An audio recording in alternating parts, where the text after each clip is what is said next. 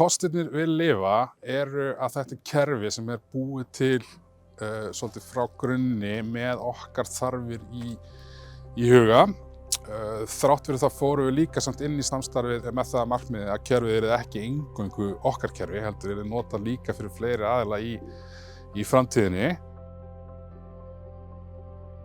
Hjarta starfseminnar okkar er að sjálfsögðu bátsferðirnar okkar. Það sem við gerum hér er að fara með ferðamenn í siglingar þetta jökullón, Jökulsárlón á Breiðamerkursandi. Við erum með 2 gerðir af bátum. Við erum með litla gúmmíbáta og í þeim ferðum förum við alveg inn að jöklinum og hún er svona lengri og svona skoðar aðeins stærri hluta af lóninu.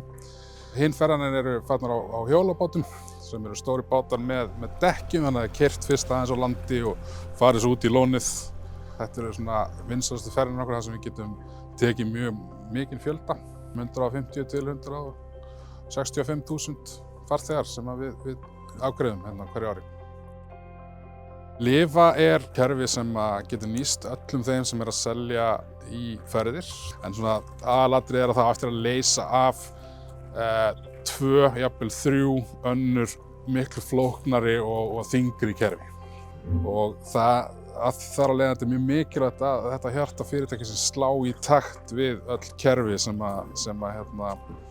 við erum að nota til þess að láta allt ganga smurt fyrir sig.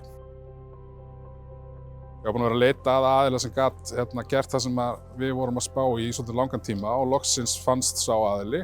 Samstarfið hefur verið mjög gott og skilvirkt allan þennan tíma.